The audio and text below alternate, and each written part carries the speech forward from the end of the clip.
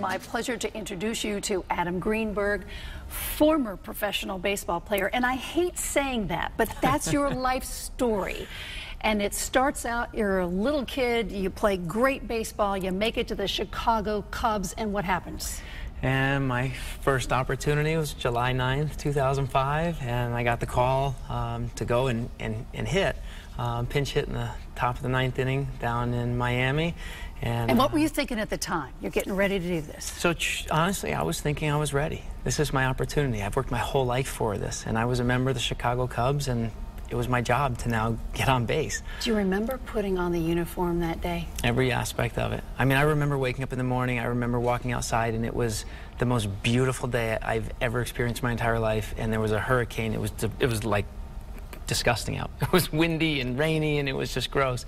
But to me, it was the most amazing day I've ever experienced. And then getting into the clubhouse and walking in and legitimately seeing my name and my jersey in a major league clubhouse, it was just magical.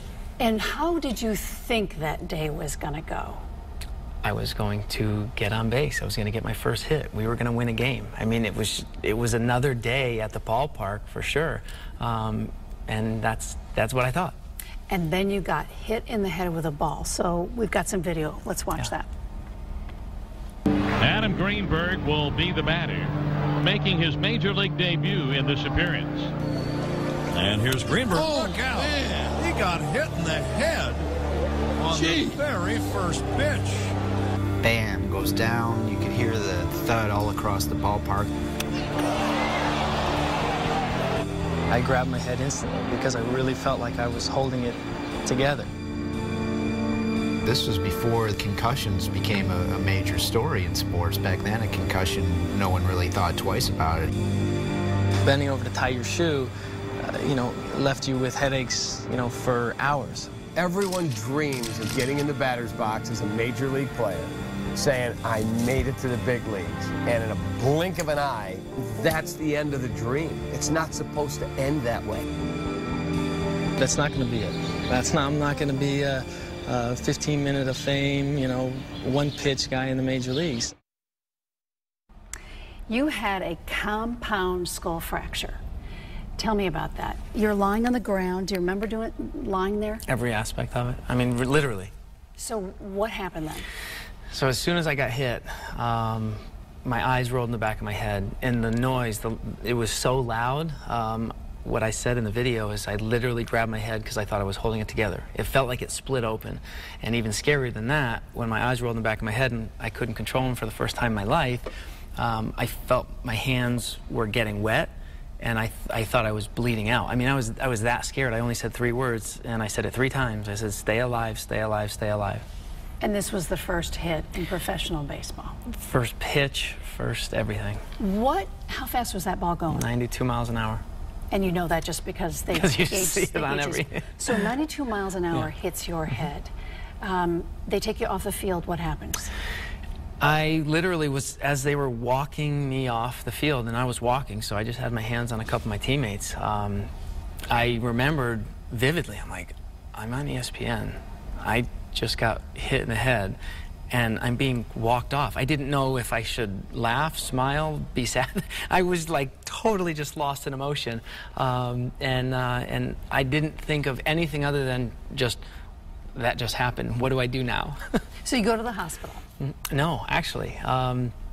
I went into the clubhouse, into the trainer's room, and they put an ice pack on my head, and I was just a little bit, obviously I was a little woozy, a little out of it, but I still knew all of my surroundings and everything that was going on. And it was the most strange feeling I'd ever had, because I just didn't feel right. And that was just the start of it, but I was trying to kind of hold it all together, because here I am. This is my major league debut. So I was just really lost. So how soon do they get you out of the clubhouse and go get you really checked out? It was the 9th inning. So fortunately, the game was ending, and I didn't have to sit in the clubhouse that long. And if that had happened today, they would have taken you by ambulance. Immediately.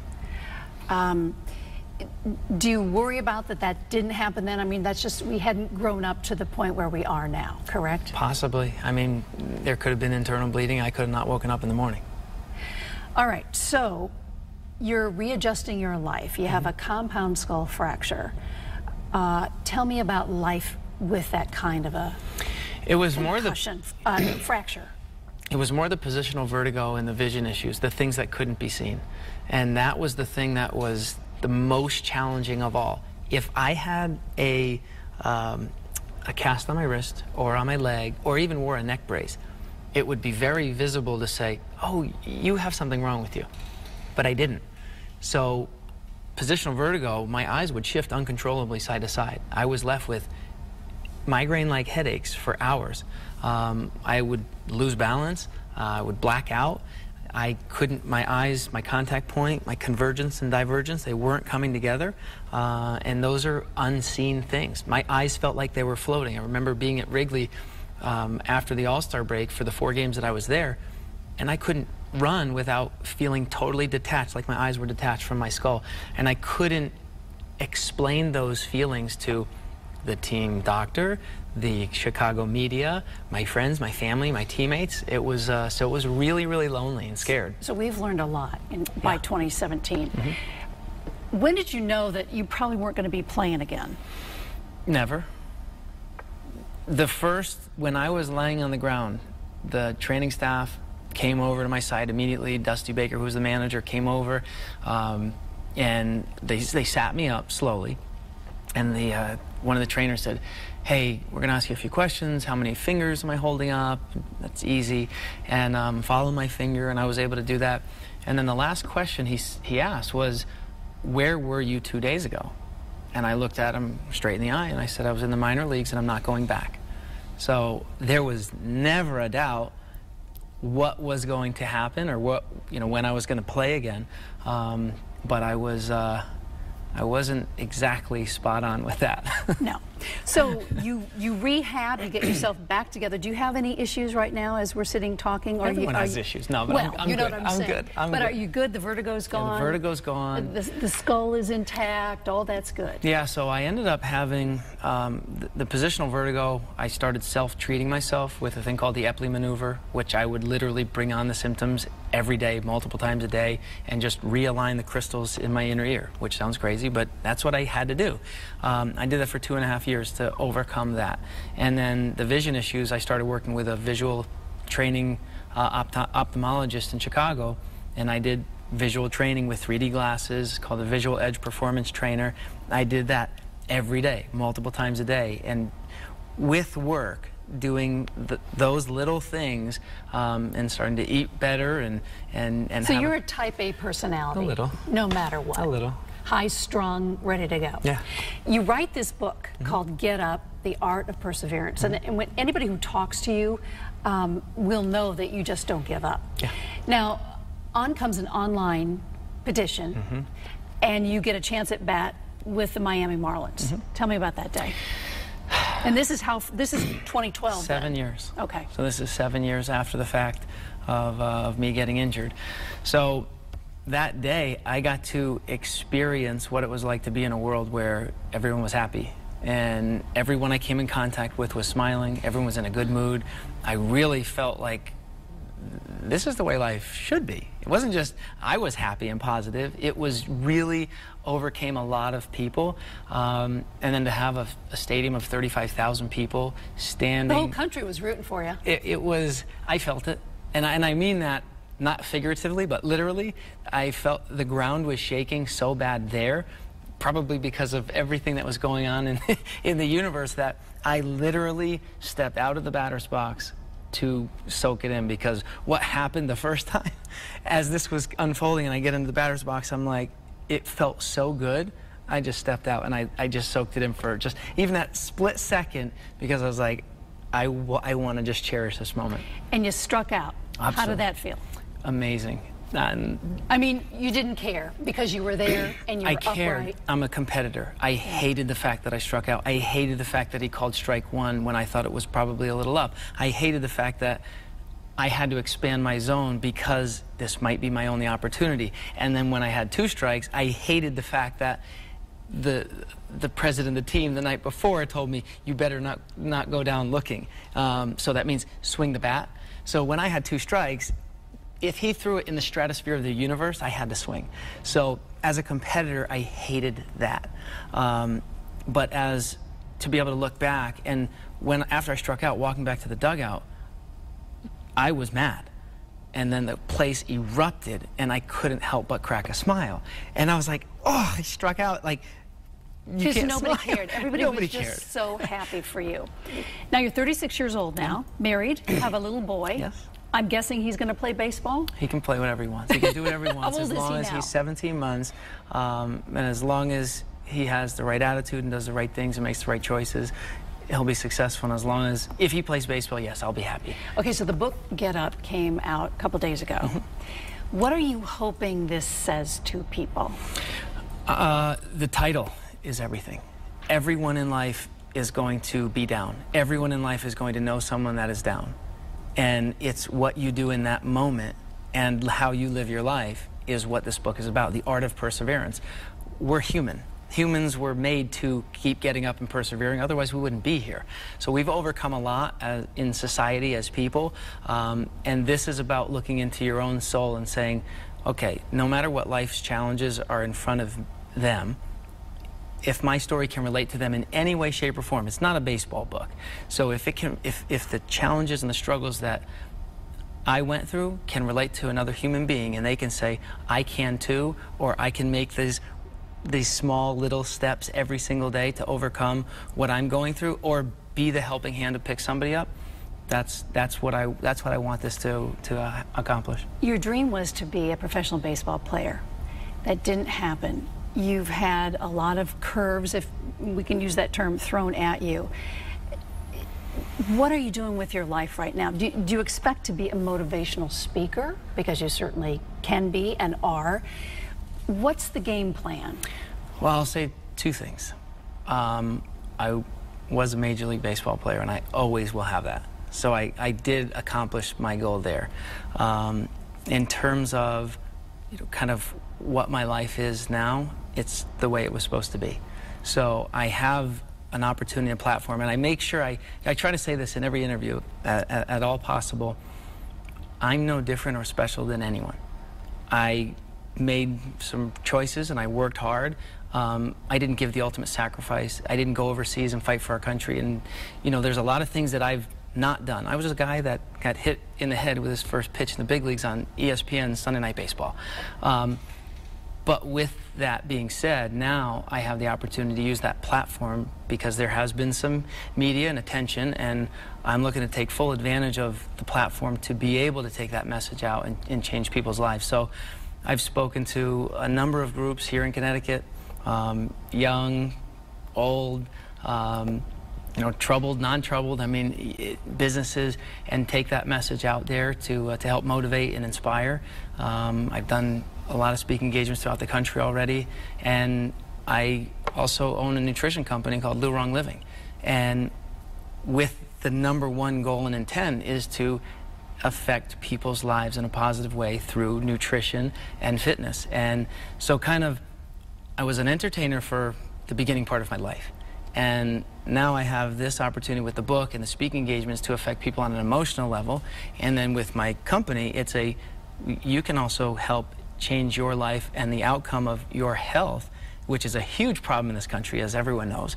But once again, just like if you look at it, oh my God, it's a huge thing. It's not. It's simple little decisions to continue getting the information, the right information, and then take that information and follow it and not have it be this daunting task, but continue to make those little decisions over and over again. And all of a sudden it's like, oh my God, people are healthier. They have impacted their friends, their family. They take the message that I have in this book. They're helping people that are themselves and then people that are around them. So people ask, like, poor you, that's terrible, that happened to you. And I say, what was the worst and best thing that ever happened to me at the exact same instance has now literally, I can say it's the best and best thing that's ever happened to me. You have a terrific outlook. A couple of questions. Do you talk to the fellow who threw the ball? Valerio de los Santos. I spoke to him right after. It was like the next day. He drove his car and he saw me and he just wanted to make sure I was okay. He must have felt terrible. He not only felt terrible, it ruined his career. And he had 8 years in the major leagues leading up to that point. He was having the best season of his career. And after I got injured, from what I've been told, he had like 14 earned runs in 14 innings. He couldn't throw to left-hand batters, so he really struggled. And it was in 2011, I believe, in Bridgeport, Connecticut. He was playing for the Long Island Ducks, and I was playing for the Bridgeport Bluefish, an independent league. And there could have been 50,000 fans in the stands, and that's how I viewed it. And it was opening night, and I got to face him in the 8th inning of a game. Yes, I got a hit. Yes, it was my major league at-bat for me, and I'm proud of that moment. But it upsets me that he didn't do it on purpose, I don't think. And it affected his... You don't think? I'm just kidding. It affected him so much that I don't want anyone to. But you don't have an ongoing relationship with him? No, no. Okay. And also, do you relive this a lot? Do you relive that day a lot? Or have you put it in a box some way and forgotten about it? It's kind of hard to not relive it. I mean, I get asked about it a lot. Well, you're putting yourself out there with this book. I put my heart and soul in this book because I want it to be more than just the baseball player. I wanted it to be more than just, I got hit and I made it back. So I relive it as often as people are willing to listen, to be honest. I mean, the foundation of my nutrition company is my story. So when you lie in bed at night, do you sometimes go back to that day? That I don't do. Okay. I truly don't. I mean, if somebody brings it up, and it depends on my state of mind, but I think might have been January or December of this year, something had come up and they started searching online and they put in my name, and then I excused myself and went downstairs to just actually watch a couple of these videos and watch what we just saw, and I broke down. I mean, I just literally lost it because I allowed myself to go there for that small second. But that was it, because I'm happy where I am. I think it probably was after the Cubs won the World Series, and what a miracle that was, right? After so many years. So many years, and it's not just by chance. They didn't just happen to win. They had the unbelievable ownership and management and the right players with the right attitude. So it wasn't just they won. So you don't live your life what could have been. You're just living your life the way it is now. No, you learn from the past and you live in the present and you expect great things in the future. Well, the book is Get Up, The Art of Perseverance. Adam Greenberg's the guest, and thank you so much for coming on. Thanks so much for having me. Best of luck to you. Thank you. Thank you.